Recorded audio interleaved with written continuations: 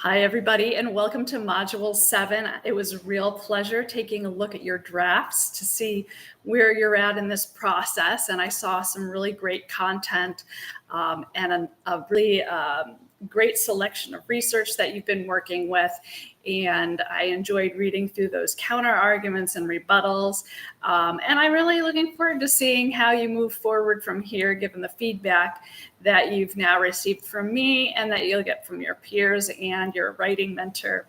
If you didn't do as well as you had hoped, you can always sign up for a workshop with the writing mentor this week or an individual session, and they can help you out and walk you through some of the pieces that maybe you were struggling with.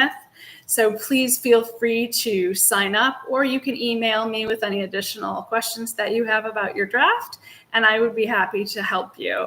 You can also go to my Calendly page and set up an appointment with me if you would like to discuss your draft one-on-one.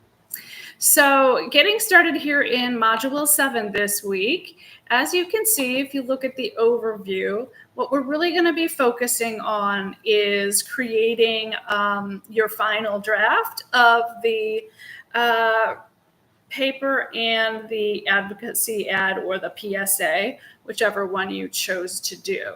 So that will really be the main focus of the week. You'll, of course, start off, as usual, with the Module 7 Top Hat materials. And then after you have completed those, you will be looking at some additional learning materials that are posted in Module 7 for you there. There's some information on resources for proofreading and editing, and your mentor has also posted some additional information about how to put together a letter or a memo and how to follow the guidelines in that particular genre. So make sure to take a look at the writing mentor's announcements on that information. And then really the thing that you'll be working on all week is revising your draft. So that's really the target goal for this week, is taking a look at all the feedback, revising the draft, asking any additional questions you need to. And we're really getting close to the end, so this should be a really exciting time.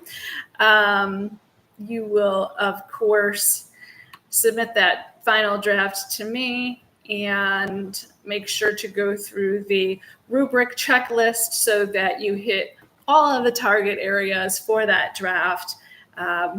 Things that will be looked at will be the audience and genre awareness. Did you create a memo or a letter? Did you do it correctly? Did you use the right voice, tone, diction, level of formality according to your audience? You really do need to address the letter to someone specific or a group of specific people so that we can hone in on that sense of audience. Because depending on who you're addressing, your letter is going to be either more formal or informal, or somewhere sort of in between, depending on who that person is or the group of people that you've chosen to write to. And you'll also notice on the rubric that we're going to be looking at the problem and the thesis. So don't forget to capture your reader's attention with some kind of exciting title and a hook to draw your reader into your paper.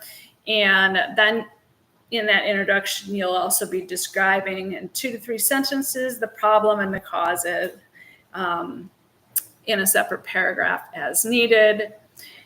And then we're going to be still taking a look at the 2 alternative solutions, the drawbacks and the evidence. And you're really going to want to separate those things out into different paragraphs so that we can follow along smoothly with you. And you should be linking each of your topic sentences back to your thesis sentence, and that'll help you stay organized and make sure that the memo is flowing correctly.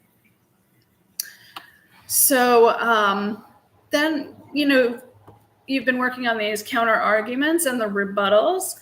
And so essentially, as long as those, 2 to 3 concerns and objections are in there, supported with your research, your rebuttal is strong, you're going to do well in the paper.